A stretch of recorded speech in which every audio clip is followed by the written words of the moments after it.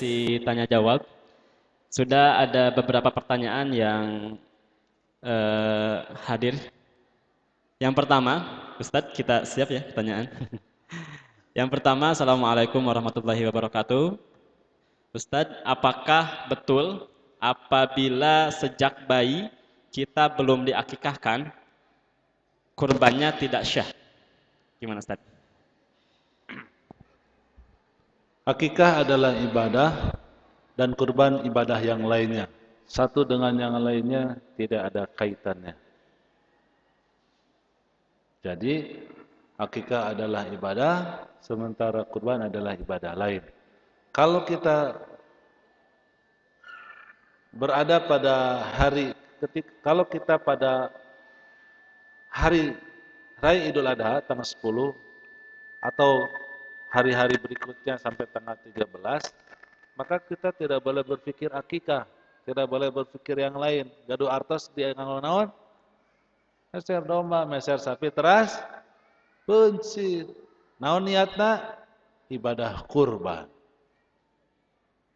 Itu saja. Jadi akikah adalah sebuah ibadah, kurban adalah ibadah yang lainnya. Satu dengan yang lain tidak bersinggungan, tidak bersamaan, tidak ada kait-mengkait, tidak ada sebab akibat dan seterusnya. Wallahu a'lam bishawab. Iya, baik. Kita berlanjut ke pertanyaan selanjutnya. Assalamualaikum warahmatullahi wabarakatuh. Kalau kurban tapi masih punya utang piutang, bagaimana hukumnya? Tergantung niat yang bertanya. Tergantung niat yang bertanya. Kalau dia itu betul-betul ingin kurban yang terbaik, hatta berhutang pun juga dia akan lakukan. Tetapi kalau niatnya itu dia lebih mementingkan hutang BB, hutang nyicil motor, nyicil buku, nyicil yang lainnya, nyicil TV, sementara nyicil kurban tidak merasa perlu, maka dia akan terus dia nyicil yang lain dan seumur-umur dia tidak akan berkurban karena sepanjang tahun dia statusnya punya hutang. Jadi tergantung niat si yang bertanya saja. Kalau yang bertanya ingin berkurban yang terbaik, maka ia akan berhutang untuk kurbannya. Tentu hutang yang dimaksud adalah hutang yang terperkirakan cara membayarnya. Jadi kalau tidak diperkirakan membayarnya, teka bedag, teng di mana engke bakal mayarna, buat apapun berhutang adalah tindakan yang tidak baik. Ya, baik. Pertanyaan selanjutnya, pertanyaan ketiga. Assalamualaikum warahmatullahi wabarakatuh. Ustadz, bolehkah berkurban atas nama orang tua? Karena secara kemampuan keuangan orang tua tidak bisa berkurban. Gimana Ustadz? Boleh, tidak ada larangannya, silahkan. Dan itu bagian daripada birrul walidain. Artinya, tetapi tentu saja orang tuanya dikasih tahu, "Ma, Pak, tos we tekadah kurban, ti abdi we." Kayak dari pas dipencit mah ada atas nama emak, atas nama bapak. Itu harus dikasih tahu begitu. Karena itu statusnya jadi pemberian dari anak kepada orang tua. Jadi kurban itu akhirnya menjadi hartanya siapa? Orang tua, bukan hartanya kita. Dia hartanya orang tua. Karena orang tua yang menyembelihnya, yang berkurbannya adalah orang tua. Itu tidak menjadi masalah, bagian daripada birrul walidain, berbakti kepada orang tua. Sama halnya juga jangan malah ada duit ke mana mak kabeh geus aya lagi mencit ke mawe tong tabungan makeun tuna we keur kawin maneh gitu kan. Akhirnya mah kemudian anak kita diberikan domba dan kemudian ia sembelih atas nama dia. Itu adalah boleh. Ya. Ustaz, bagaimana atas yang sudah meninggal? Atuh saya tuh meninggal marek mencit nage kumaha? Ya, ari tos nu meninggal mah hese bade mencit nage kumaha? Boleh henteu. Nyari ditaros boleh mah jawabanana boleh. Hanya dia tidak utama, tidak afdol, sebaiknya diatasnamakan kepada yang masih hidup. Ya sebagaimana tadi, pikirannya, motifnya seperti tadi, karena orang tua tidak punya uang, sudah pensiun, sudah lama tidak produktif lagi, sudah saya beri oleh anaknya sehingga ia berkurban untuk tahun ini. Tetapi akan menjadi lebih baik kemudian si yang anaknya juga berkurban, ari bapana kurban manehna henteu, salah eta mah. Nu baik mah dia berkurban atas nama dirinya. Kemudian dia beli satu lagi untuk atas nama ayahnya. Wallahu a'lam bishawab. Iya, baik. Pertanyaan selanjutnya, jika pemahaman persyaratan tentang satu orang salah, lalu dari mana asal pemahaman tersebut? Apakah ada dalil yang menjadi dasar atau dalil awal pemahaman tersebut? Dalil itu kan informasi. Hadis itu kan kumpulan hadis. Kalau bapak-bapak, ibu-ibu mempelajari hadis, nanti misalnya Bulughul Maram, ada kitab apa? Kitab Adhiyah misalnya tentang kurban. Nanti ada hadis nomor 1, nomor 2, nomor 3. Nanti di salah satu hadis menerangkan tentang bahwa di zaman Rasulullah satu sapi boleh disembelih oleh berapa tadi? Tetapi di situ tidak diterangkan karakter, sifat dan kondisinya. Sok maca iklan tara. Sok maca iklan ayo hadiah sok ningali cing di paling handapna naon? Aya bintang terus teu kurung di handapna naon? Hah? Term and condition and term apply. Kondisi apa? Ketentuan dan persyaratan berlaku. Bisa 7 teh aya syaratna. Hartos. Naon syaratna teh? Upami jelema sangsara, lamun jelema miskin terus berkorban dengan sapi bertujuh, betapa mulia dan agungnya, betapa bertakwanya dia sampai ia berkorban sapi walaupun bertujuh.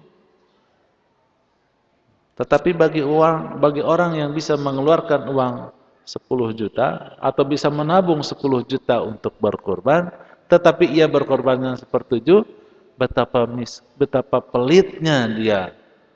Betapa kasihannya dia karena dia akan berkorban ala kadarnya, punten kemungkinan besar siga hobil ya ditolak.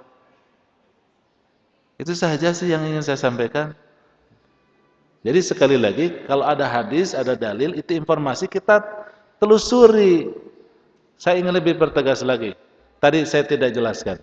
Menyembelih kurban itu kan hewan tertentu dengan kriteria tertentu. Apa hewan tertentu itu? Hanya 4 jenis saja. Unta, sapi, kambing, dan domba. Kuda kumaha? Teu kaci. Keledai? Teu bisa. Naon Careuh? Teu bisa. Pecang? Teu bisa. Ayo ucing mah entong. Pecang? Teu bisa. Hayam kalkun? Teu bisa. Kelinci? Punten teu tiasa. Dikukur tuh naon atuh opat we eta. Jadi yang kedua kemudian dengan kriteria tertentu. Yang 4 itu tidak sembarangan tetapi harus yang kriteria tertentu. Kumaha nu bikang? Teu bisa, kudu jalu. Harus jantan, tidak boleh betina. Berikutnya adalah cukup umur. Kalau di bawah umur tidak boleh. Nanti melanggar undang-undang perlindungan anak. Anak kambing maksudnya. Tidak bisa. Yang disembelih yang cukup umur. Ada ketentuannya. Domba kambing itu 2 tahun. Sapi juga 2 tahun. Unta 5 tahun. Untuk domba bisa di bawah 2 tahun bila sudah punglak. Sudah tanggal gigi depannya. Masa cuma tunggul heula sampai ke punglak. Tidak bisa, harus punglak alami. Gigi susunya sudah punglak. Kemudian harus mulus. Mulus itu harus hebat segala macam. Diterangkan oleh hadis secara eksplisit. Teu meunang gelo. Jadi membeli domba gelo tidak boleh. Misalnya bagaimana sapi gila itu? Aduh punten abdi mah teu terang. Margi abdi mah ningali jalmi ge nu gelo jeung nu teh sok ada rada hese ngabedakeun mah teh. Lalu ningali TV mah ada cenah mah calalager tapi garelo. Ngali artis tah gitu nya. Ngomong satekar kebek ngeunah gitu ngomong teh. Nah, ini harus kemudian kita perhatikan. Ya. Harus beunta duanana teu meunang pecak. Kumaha lamun lolong duanana. Pecak geus teu meunang kumaha duanana. Ketiga, tidak boleh bawa cacat, tidak boleh cacat bawaan. yang permanen. Dan juga tidak boleh ada bekas luka. Ceulina soek, tandukna rengat, ya. Buntutna tinggal setengah deui. Nah, eta cenah kudu ngangon hayang sok buntut. Teuk-teuk we daripada beujit malah bateuing tuh. Teuk-teuk we buntutna. Tidak bisa ada bekas luka. Dari situ saja, Ibu Bapak sekalian, syariat mengarahkan bahwa yang namanya kurban harus terbaik. Tadi pilihanana teh naon? Kambing, terus domba, terus sapi. Lamun diharap aya sapi, naon dipencit? Sapi. Lamun di depan ada domba yang dipencit naon? Domba. Sabaraha? Saurang hiji sapi ku sorangan we. Domba sorangan oge. Onta aku sorangan oge. Bisa dipahami semangatnya? Nah, cuman tadi ada problem. Iya hayang sapi duit nangan 5 juta tuh mahi berdua. Cuma sana 1,5 juta Ustaz. Atau bisa data aya tuh sapi harga 1,5 juta. Ayana oge 10,5 juta. Karena ada 10,5 juta baru dibagi 7 sabarahan. 1,5 juta mah asup ke 1/7. Kalau dia adalah orang miskin, orang papa, orang tidak punya pensiunan yang sudah berpuluh-puluh tahun, yang nabung 120.000 setiap bulan, maka kemudian menyembelih sapi 1/7 adalah sesuatu yang very good. Tetapi sangat disayangkan kepada orang yang sebetulnya dia bisa beli satu sapi, tetapi dia memaksakan diri 1/7-nya, maka ini kasihan benar. Kemungkinan besar tidak diterima itu yang namanya kurban. Khawatir saja saya tidak diterima oleh Allah Subhanahu wa taala. Betapa pelitnya itu orang untuk berkurban. Ingat Ibu Bapak sekalian, kalau kita bisa berkurban dengan yang terbaik, itu efeknya adalah kita menjadi orang yang tidak merasa berat dengan agama ini. Kurban nu kudu mayar wae, bisa urang mah soklah kurban sabaraha ditebak aing mah yang terbaik ka Gusti Allah, ditebak. Komo lamun ibadah anu gratisan, nu free of charge, yang tidak ada bayar membayar, itu akan lebih baik lagi.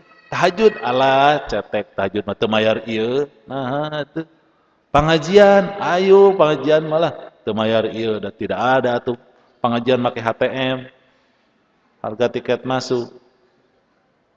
Itu yang kemudian kita pikirkan. Jadi sekali lagi dalil hadis berkaitan dengan syariat itu tidak semesti semuanya dipahami bahwa itu harus begitu, tidak. Tetapi ada syarat dan ketentuan berlaku. Lamun dia diteraskan teh Ibu, satu nah cenanya salaki urang teh pamajikanna bet hiji urang wungkul, tak kudu kitu pertanyaan teh. Da aya hadis nu lain oge cenah da pamajikan teh bisa leuwih ti 2, bisa 3, bisa 4. Kadahna mah kitu. Tapi kan Ibu tidak begitu kan memahaminya. Hiji wae teu kaurus ya. Hayang kawin deui. Cenah boleh kawin lagi tetapi harus ada 4L katanya ya, Bu ya. Suami Ibu boleh nikah lagi dengan syarat 4L. Lebih muda dari kita Ibu istri yang keduanya itu. Lebih cantik dan lebih kaya. Nu kaopat langkahi dulu mayat saya. Itu masih Ibu we. Ya baik, pertanyaan selanjutnya. Apakah hadis yang menerangkan tentang keutamaan sholat id di lapangan?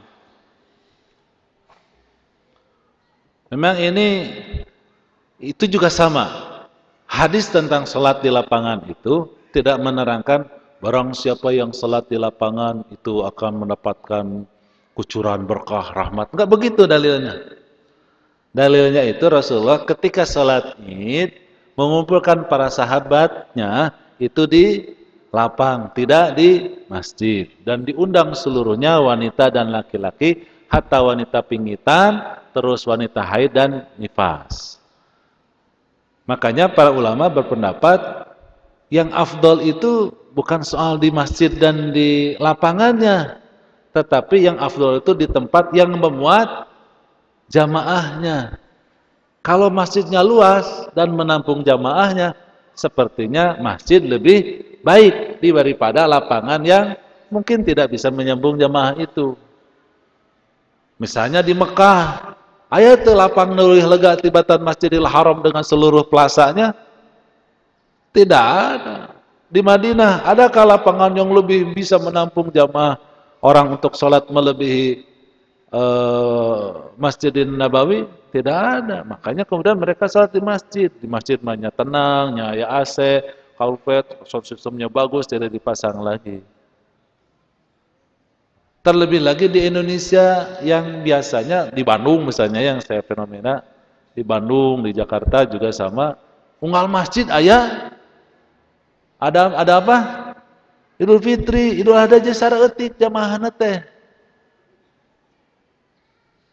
Nah, ini juga harus kemudian dipertimbangkan. Jadi yang penting jangan disebut masjid atau lapangannya, pokoknya kok masa upami di gor? Teu naon, sok we di gor, yang penting malah gawe.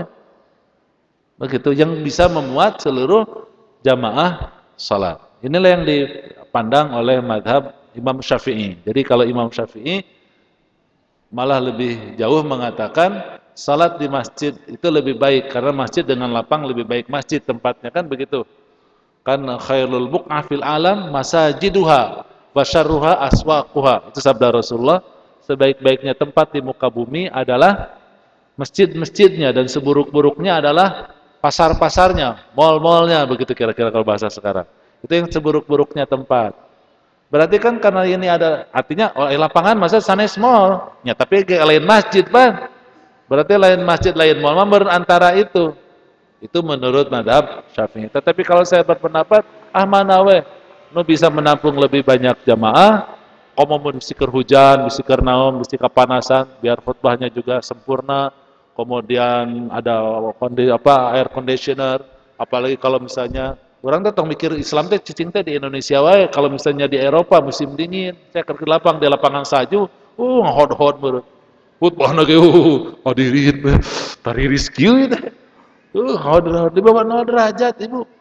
Saya kemarin ke Belanda bulan Desember itu 12 di bawah derajat salju. Badai salju. Pak sepi kota teh usaha urang we nu keluar teh. Semua orang di rumah karena musim dingin.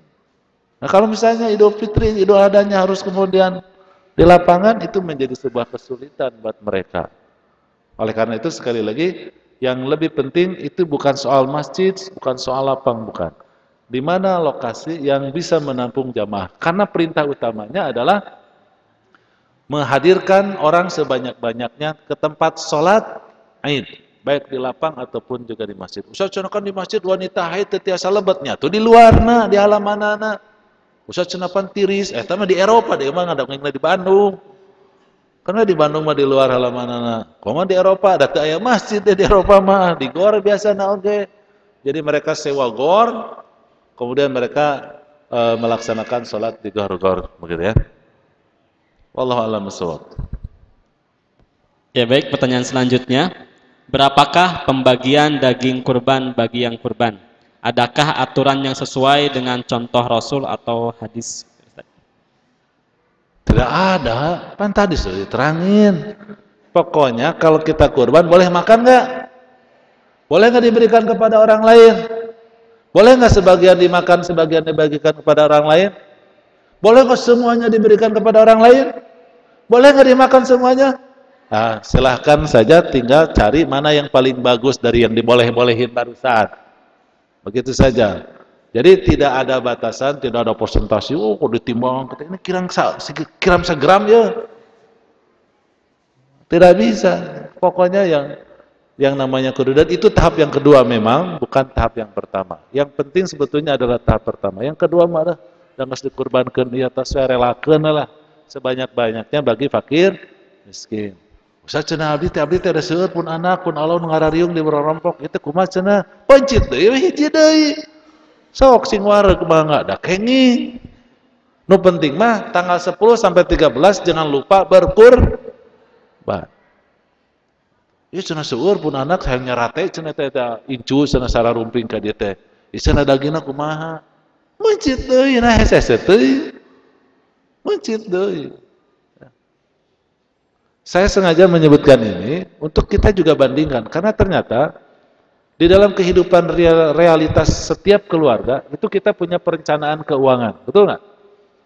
Dan rata-rata sekarang terpaksa membuat perencanaan itu bisa jadi per tahun. Apalagi kemudian ibu bapak peserta asuransi misalnya ya. Itu sangat memperhitungkan biaya perencanaan keuangan setiap tahun. Apapun usahanya, baik itu karyawan, baik itu bisnismen, baik siapa saja, profesional siapa saja. Biasanya membuat perencanaan keluarga. Perencanaan keuangan keluarga itu biasanya juga banyak hal yang sebetulnya dalilna, ayatna, hadisna.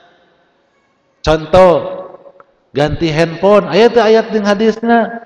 Teu aya, ganti motor, ayat dengan hadisna. Tapi ayo yang ngaganti, rada teu ngeunaheun euy. Padahal maju keneh eta teh. Alus keneh rem lagi pakem keneh, ngebut keneh bisa lah. Teu ngeunaheun bosen hayang ganti. Kan gitu biasanya. Maka ia jual kan nyicil lagi kan begitu kan biasanya ya. Motor bosen, ibu-ibu gana acuk teh mesti lu kali pakai pengajian kudu meuli deui ieu mah kan kitu nya punya. Sok di Bandung, di butik di Bandung sabaraha tah baju teh? 1,5 juta. Kabeuli saekor domba teh sabajuan teh geuning. Maksud saya begitu. Ayeuna lebaran, mudik. Nu orang wetan kawaretan, orang Ciamis ka Ciamis. Aya ongkosna teu? Nganggo, pak bensin can macet. Can nyiapkeun angpau, mawa kue keur kolot, mawa ieu segala rupa, hirup di ditu, jajan ka dieu tuh, jajan ka dieu, can meuli pampers keur orok. Kan itu ya. Sabaraha? Lebih dari 5 juta. Komo nu ka Jawa Timur mah, numpak kereta ti dia ge sabaraha? 5-an, 1,5 juta, balik deui 3 juta. Can ongkos 5 juta dia keluar. Dan itu biasa saja ada di dalam keseharian kita. Ada dalam agenda perencanaan keuangan kita. Saya hanya minta agar kurban masuk di situ. Ini untuk menghindari pertanyaan berikutnya yang minta keringanan berkurban. Tidak ada keringanan berkurban karena ieu mah tatawu. Ini mah kita berlomba, bersaing, berkompetisi. Bersama orang lain kita ingin betul-betul ayyukum ahsanu amala. Siapa yang terbaik di antara kita amal solehna? Iya, ada kesempatan kompetisi yang disebut dengan kurban. Berkurbanlah dengan yang terbaik. Gitu Kang. Ya baik, ada pertanyaan selanjutnya. Ada 2 lagi. Ini hampir mirip tapi penekanannya beda. Bila berkurban atas nama anak sebagai orang tua dapat pahalanya tidak? Tergantung, lamun manehna nu nyuruh jeung ridho dapat pahala. Dengan budakna ngadat da ieu can dititah ku guru. Ngadat budakna teh maneh mangerakeun wae cenah daripada era ku batur sok we kurban. Moal meunang pahala nu kitu mah. Saha nu meunang pahalana? Guruna anu miwarang kurban ka putra ibu. Ya, pertanyaan pamungkas, pertanyaan terakhir. Mubazirkah bila kita berkurban dengan hewan yang ala kadarnya?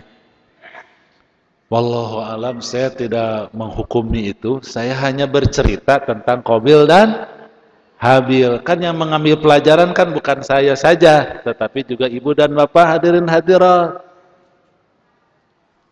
Ya, saya hanya bercerita saja.